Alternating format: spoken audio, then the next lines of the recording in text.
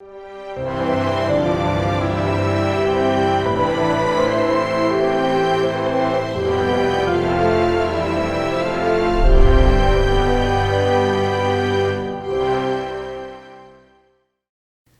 아버지를 믿어서 형제 자매된 성도님들께 예수 그리스도의 이름으로 축복합니다. 오늘은 오직 하나님께 찬양이라는 제목으로 말씀을 전하겠습니다. 본문 말씀은 시편 137편 1절에서 6절 말씀입니다. 시편 137편 1절에서 6절 말씀입니다. 우리가 바벨론의 여러 강변 거기에 앉아서 시온을 기억하며 울었도다. 그 중에 버드나무에 우리가 우리의 수금을 걸었나니 이는 우리를 사로잡은 자가 거기서 우리에게 노래를 청하여 우리를 황폐하게 한 자가 기쁨을 청하고 자기들을 위하여 시온의 노래 중 하나를 노래하라 함이로다. 우리가 이방 땅에서 어찌 여호와의 노래를 부를까? 예루살렘아, 내가 너를 잊을진대 내 오른손이 그의 재주를 잊을지로다. 내가 예루살렘을 기억하지 아니하거나 내가 가장 즐거워하는 것보다 더 즐거워하지 아니할진대 내 혀가 내 입 천장에 붙을지로다. 성경 말씀이 그대로 팝송이 되어서 불려지는 말씀이 있습니다. 1970년대에 독일의 그룹 보니엠이 부른 팝송 River of Babylon 이 가사로 시편 137편의 성경 말씀이 그대로 사용되어진 역사가 있습니다. 인류 역사에서 가장 많이 인용되고 전 세계 사람들이 부른 노래가 바로 시편 137편입니다. 유대인들이 바벨론의 노예가 되어 이제 학대받던 시절에 그 당시의 어떤 그 신앙적인 고초와 수치, 슬픔들을 기억하면서 부른 뼈아픈 회고의 노래입니다. 바벨론은 지금의 이라크 바그다드 주변이며 그때 당시에는 유브라테스 강 그리고 티그리스 강의 주변에서 메소포타미아 문명 시대에 살았습니다. 그 강을 끼고 있는 나라들이 당시에 많은 운하를 건설했습니다. 즉 수로를 건설한 것이죠. 근데 1절에 보면은 우리가 바벨론의 여러 강변 거기에 앉아서 시온을 기억하며 울었다라고 합니다.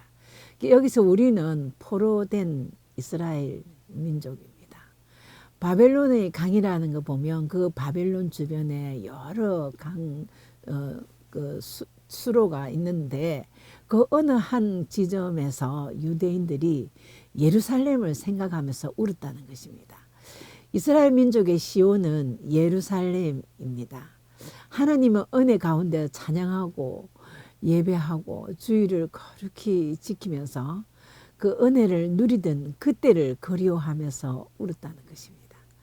나라를 잃어버리고 포로가 되어서 돌아보니까 출애굽 후에 가나안에 정착한 후에 하나님의 은혜를 망각하고 우상 숭배하면서 방탕한 결과 우리 민족이 다시 바벨론의 노예가 되었구나 라고 생각하면서 자기들의 잘못을 깨닫게 됩니다.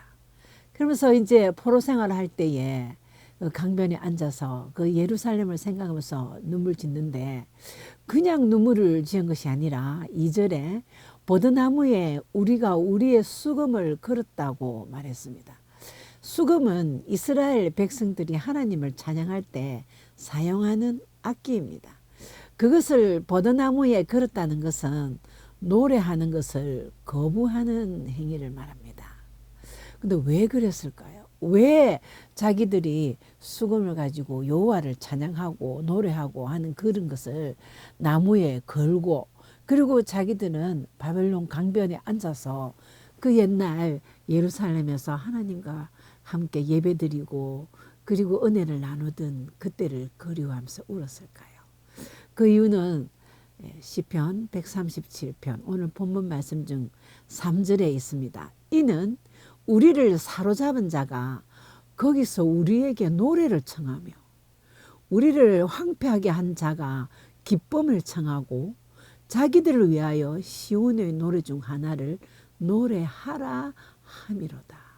예. 즉 말하자면 사로잡은 자가 바벨론 사람들이잖아요. 그들이 잔치 자리를 베풀어 놓고 유다에서 잡아온 그 포로들을 자신들의 흥을 위하여 자신들의 기쁨을 위하여 야 너가 노래 한번 불러봐. 너희는 예루살렘에서 하나님께 찬양하던 그 노래 있잖아. 그 노래 한번 불러보라고 그렇게 청했던 것입니다. 이때 수금을 연주할 정도 같으면 우리가 추측할 수 있는 것이 레위 지파이며 제사장 직분의 사람들이라고 생각할 수 있습니다. 근데 하나님을 찬양하는 시온의 노래를 부르라고 한 것을 보면 아마 이 바벨론 사람들은 은근히 숨은 의도가 있었던 것 같습니다. 야 너희는 하나님을 믿었음에도 불구하고 너희는 망했어. 너희 하나님은 힘이 없어. 우리가 섬기고 있는 벨과 느보 즉 바알이 더 강하단 말이야 하면서 조롱하는 그런 의도가 다분했습니다. 그리고 또 시온을 생각하면서 그 노예 생활에 대한 애환으로 더욱 고통스럽게 할 의도가 있었던 것 같습니다. 그리고 더군다나 잔치 자리를 벌리고 포로를 부를 정도 같으면 그 나라의 관리들입니다. 자, 노예로 잡혀간 사람이 관리들, 즉 지배국의 관리들 앞에서 노래 부르라는데 싫어요, 안 해요 하고 거부하는 것은 상당히 어려운 문제입니다. 그들은요 포로된 노예 몇 사람 죽이는 것은 뭐 사회적 문제도 되지 않는 것입니다. 그냥 요구대로 노래 불러서 그들 마음을 기쁘게 하면 포로 생활 뭐 편안하게 하고 잔치 자리에서 같이 좀 먹고 쉴 수도 있습니다. 그렇지 않다면 심한 고초와 학대 아마 그런 것이 기다릴다는 것은 뻔한 일입니다. 그런데 이들은 주어진 상황에서 지금 당장 육신의 편안함을 추구하는 것이 아니라 하나님을 신앙하는 길을 택한 것입니다. 다시 말하자면 여기까지는 우리의 죗값으로 왔지만 이제는 여호와를 조롱하는 자를 위하여 수금을 연주하지 않겠다. 노래 부르는 것을 거부한다. 나는 오직 여호와만 찬양할 것이다 하는 신앙을 고백한 것입니다. 그래서 그들은 수금을 나무에 걸어놓고 때리려면 때려라. 내가 그리워하는 그 나의 시온 예루살렘 나는 그때 여호와 앞에서 수금을 연주하며 찬양하지. 내가 어떻게 여호와를 조롱하는 사람들 앞에서 수금을 들고 노래를 할 수 있겠냐. 상당한 강하고 담대한 믿음입니다. 4절에 보면 우리가 이방 땅에서 어찌 여호와의 노래를 부를까라고 말합니다.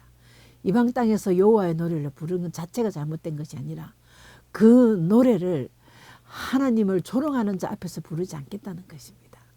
하나님께서는 오늘날 하나님을 믿는 자기 백성들에게 시편 137편 저자와 같은 이런 믿음을 가지라는 메시지를 말씀으로 주고 계십니다. 시편 137편에서 주시는 하나님의 마음은 두 가지입니다. 첫째, 성도들은 하나님을 경험했던 나의 시온을 기억해야 한다는 것입니다. 시온은 즉 예루살렘을 기억한다는 것입니다. 단지 그들이 살았던 땅 예루살렘이 아니라 하나님과 함께 동행했던 여호와의 은총 속에 살았던 그 때를 말하는 것입니다. 하나님의 은총이 베풀어지는 거룩한 곳에서 하나님께 예배하고 은혜 받았던 그 때를 잊지 말라는 하나님의 메시지입니다.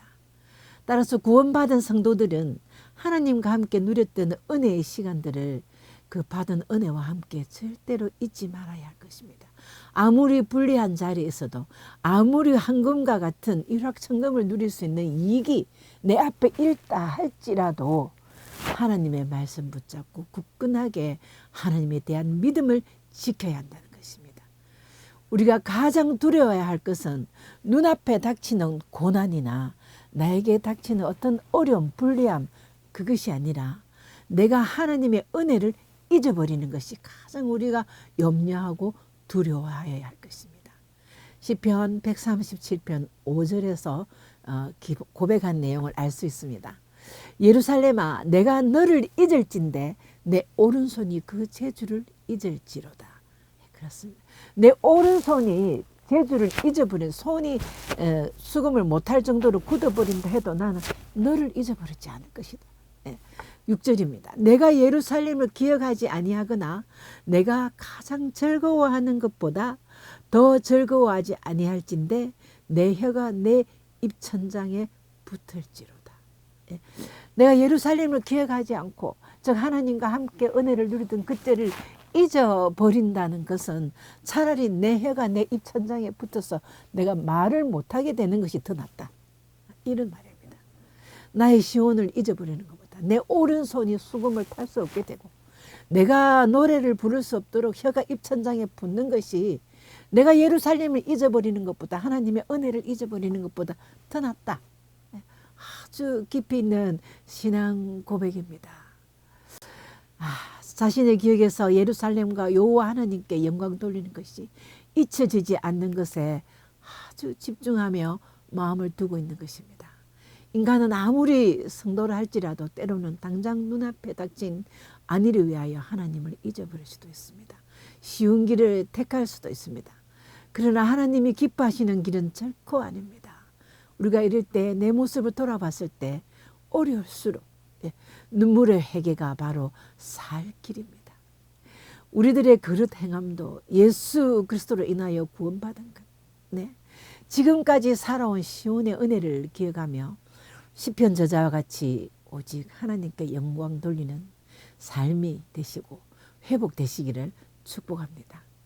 두 번째 시편 137편을 통하여 하나님께서 말씀하시는 메시지, 즉 하나님의 마음은 세상과 타협하지 말라는 하나님의 마음을 말씀하시고 계십니다.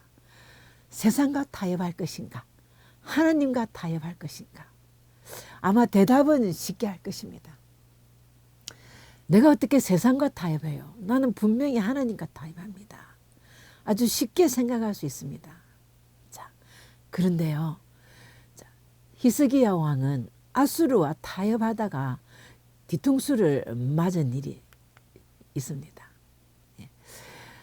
열왕기하 18장 19절에 보면 히스기야 왕 때에 아수르가 남유다를 쳐들어왔습니다. 여호와가 너를 건져주지 않는다. 나를 따르라. 그러면 떡과 포도원이 있고 감람과 그 다음에 꿀이 있는 그런 지방이 되도록 내가 해줄게. 요수아가 혹시 히스기야가 혹시 여호와를 믿으라고 하면 믿지 마라. 그랬습니다. 그렇게 큰 소리를 칠 때 아무 말도 못하고 있다가 아수르와 타협해 보려고 내가 죄인입니다. 내가 잘못했습니다. 하면서 그들의 요구를 들어주기로 타협했습니다. 그 요구는요. 은 300달란트. 은 300달란트면 지금 수치로 말하면 11톤입니다. 11톤. 그리고 금 30달란트. 지금 도량으로 말하면 1톤입니다. 그렇게 많은 조공을 바치기 위해서 하나님의 성전과 왕궁, 보물 보관소에 있던 모든 은들을 다 털어왔습니다. 그래도 모자라서 나중에는 하나님의 성전 문과 기둥에 있는 금과 은을 다 벗겨왔습니다. 그렇게 바쳤는데 아수르는 그것을 받고 멀지 않아 또 쳐들어왔습니다. 히스기야는 그때서야 정신을 차리고 하나님께 전폭적으로 맡기는 자세를 취하게 되었습니다. 왕은 옷을 찢고 벼옷을 입고 여호와 전에 들어가서 통회하고 자복했습니다. 마침내 이사야 선지자를 통하여 회복케 하시는 여호와의 말씀을 듣게 되었습니다. 우리가 세상과 타협하지 않아도 하나님과 타협하게 되면 하나님께서는 세상의 그 어떤 위협과 위력 앞에서도 우리를 분명히 지켜주시고 보호하여 주시는 것입니다. 오직 하나님이 답입니다. 그렇습니다. 성도가 가장 두려워해야 할 것은 하나님과 함께 했던 나의 시온을 잊어버리는 것입니다. 잊어버리지 않기 위하여 내 가슴에 간직하기 위하여 기도해야 하겠습니다. 두 번째로 세상과 타협하게 될 나약함을 두려워해야 합니다. 이것을 위하여 기도해야 합니다. 우리는 과연 시편 저자가 예루살렘을 기억하는 것처럼 하나님의 영광과 은총을 기억하는 성도로 산다고 할 수 있는지를 돌아봐야 합니다. 언약의 말씀을 기억하면서 기도하면 강하고 담대한 믿음을 가질 수 있습니다. 이런 힘은 내가 감당할 수 있는 것이 아니므로 성령께서 도와주심을 믿습니다. 아마 그 노래를 거부한 그날 노래를 하지 않고 수금을 나무에 걸어버리고 고집부리다가 매우 심한 고문도 당하고 그다음 매도 맞은 것으로 예측됩니다. 그래서 더욱 시온의 예루살렘을 사무치도록 그리워하면서 울었다고 적어놓았습니다. 그뿐만이 아니라 시인은 7절, 8절, 9절에서 저주를 퍼붓고 있습니다. 시편 137편 7절에 여호와여 예루살렘이 멸망하던 날을 기억하시고 에돔 자손을 치소서. 그들의 말이 헐어버리라 헐어버리라 그 기초까지 헐어버리라 하였나이다. 네, 에돔은요 바벨론 족속이며 에서의 후손입니다. 이스라엘은 야곱의 후손이기 때문에 사실상 에돔 족속과 이스라엘 민족은 형제입니다.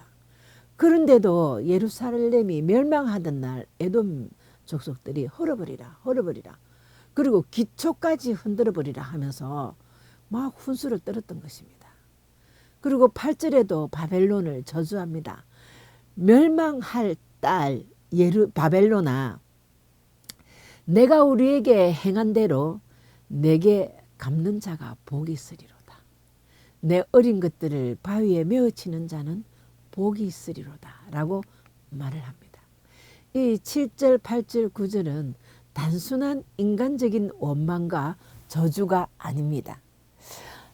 이것은 하나님이 이사야 선지자를 통하여 바벨론 멸망의 예언을 했던 적이 있었습니다. 바벨론이 이스라엘을 짓밟은 것처럼 바벨론을 철저히 짓밟고 무너뜨려 주겠다고.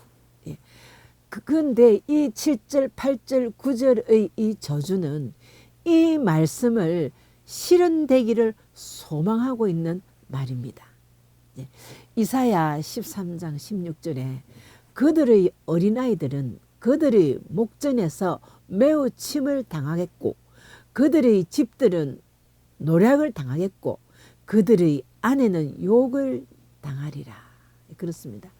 그때 당시에 그 노예로 잡혀가는 민족들 그리고 점령당한 포로된 자들의 자녀들을 그 살아있는 아이들을 부모가 보는 앞에서 바위에 막 아이를 막 이렇게 막 물건 치듯이 쳐서 죽이는 그런 일을 만행을 저질렀다는 것입니다. 그래서 이사야를 통해서 하나님께서는 이스라엘 백성들이 아무리 잘못해도 버리지 않고 사랑하시는 노하기를 더디하시는 그런 하나님으로 이사야 선지자를 통해서 그들의 어린아이들은 그들의 목전에서 매어 침을 당하겠고 그러니까 이스라엘을 짓밟은 것처럼 바벨론도 철저히 짓밟아 줄 것이다. 그런 하나님의 예언을 이 시편 기자는 기억하고 있었던 것입니다. 그래서 단순한 원망과 저주가 아니라 그 말씀이 실현되는 것을 소망하는 말이었다고 보면 정확한 해석이 될 것입니다. 어떤 처지와 형편에서도 하나님의 말씀은 실행된다는 것을 믿은 것입니다. 말씀이 힘이 되어 두려움 없이 맞아 죽을지언정 하나님을 모욕하는 노래를 나는 부를 수 없다고 거절하는 그 믿음을 가진 것입니다. 그렇습니다. 말씀이 마음에 기억되어 있는 신자에게는 그 소망은 하나님이 이루실 섭리의 세계 안에 들어가는 것입니다. 육신이 처한 현실이 전부가 아니기 때문에 조금만 더 참고 감사하면서 우리에게 계획된 하나님의 때가 이르게 될 것을 소망하는 것, 그것이 바로 하나님이 바라는 하나님의 마음입니다. 하나님의 언약을 확신하며 하나님께 찬양하는 믿음. 세상의 모든 것을 버릴지라도 내 육신이 고달프라도 하나님께만 찬양하는 그 믿음. 왜냐? 하나님의 언약을 확신하기 때문입니다. 마침내 이 민족은요, 바벨론은 악한 영들과 타협한 결과, 바벨론은 고레스 왕에 의해서 망하게 됩니다. 그리고 고레스 왕이 이 포로된 자들을 다 돌려보내면서 예루살렘으로 돌아가서 성전을 재건하고 살아라고 합니다. 자, 예루살렘으로 돌아갈 때 이스라엘 민족들은 아무것도 한 것이 없습니다. 오로지 고레스 왕에 의해서 바벨론을 망하게 하여 이스라엘 백성들이 예루살렘으로 다시 돌아오게 된 것입니다. 하나님은 언약을 성취하신 것입니다. 시편 126편 포로에서 돌아올 때 그들이 노래한 시가 있습니다. 여호와께서 시온의 포로를 돌려보내실 때에 우리는 꿈꾸는 것 같았도다. 꿈꾸는 것 같았도다. 그때에 우리 입에는 웃음이 가득하고 우리는 찬양이 찼었도다. 그때 문나라 가운데서 말하기를 여호와께서 그들을 위하여 큰 일을 행하셨다고 하였도다. 여호와께서 우리를 위하여 큰 일을 행하셨으니 우리는 기쁘도다. 그랬습니다. 그러면서 눈물로 씨를 뿌린 자는 기쁨으로 거둔다고 말했습니다. 우리가 몸의 고통과 삶의 무거움으로 힘들어도 하나님이 우리를 회복하게 해주시고 하나님이 나와 함께 하신다는 것을 믿으면, 믿고 조금만 참고 견디는 생활은 눈물로 씨앗을 뿌리는 것입니다. 눈물로 씨앗을 뿌리면 기쁨으로 단을 거두는 그날이 꼭 올 것이라고 하나님은 언약하셨습니다. 아직도 예수 그리스도를 영접하지 못하셨거나 아직도 예수를 믿으며 교회 안에 있지만 불확실하고 안절부절하고 아무도 말리는 사람도 없지만 예배가 귀찮고 기도가 하기 싫어지는 성도님들 안 계시는지요? 이것은 영적 혼수 상태가 되는 것입니다. 지금 세상에는 예배하고 싶어도 마음대로 못하고 목숨 걸고 지하에서 예배드리는 영혼들이 있습니다. 방황하지 말고 하나님 말씀 붙드시기를 축복합니다. 성경에는 1000개가 넘는 축복의 언약의 말씀이 있습니다. 그 중에 내가 붙잡을 말씀이 그렇게도 없을까요? 내가 왜 방황해야 할까요? 내가 말씀 붙잡고 주의 일 하면 주님은 내 일 하십니다. 하나님의 신실하신 말씀이 성도님들의 심중에, 그리고 저희 심중에 기억되고 말씀을 이루실 하나님만 신뢰하시기를 축복합니다. 하나님은 살아계십니다. 하나님은 살아계셔서 우주 만물을 창조하신 것 같이 오늘도 우리의 역사를 창조하고 계십니다. 하나님의 언약을 믿으면 헛된 것을 위하여, 썩어질 것을 위하여 종노릇 하지 않게 되는 것입니다. 모든 영광을 오직 하나님께만, 세상과 타협하지 마시고 내가 있는 곳에 하나님이 함께 계신다는 것을 믿으시기를 축복합니다. 따라서 하나님께서 지금까지 인도하신 시온의 은혜를 망각하는 신앙생활은 성령 충만하지 못하는 증거이며 성령 충만은 재용서 받았던 증거입니다. 하나님 은혜 가운데 살고 있다는 증거입니다. 이것은 육신의 문제가 아니라 영혼의 문제입니다. 사도 요한이 예루살렘 교회 당회장하고 있을 때에 요한 3서 1장 2절에서 영혼이 잘되면 범사가 형통한다고 하였습니다. 영혼이 말씀을 떠나면 시온을 기억하며 탄식하게 되는 날만 남게 되는 것입니다. 고난의 교훈을 깨닫은 시편 정신을 간직하시고 어떤 어려움이 와도 흔들리지 말고 세상의 탕류에 휘말리지 말고 하나님의 언약의 말씀을 붙잡고 승리하시기를 축복합니다.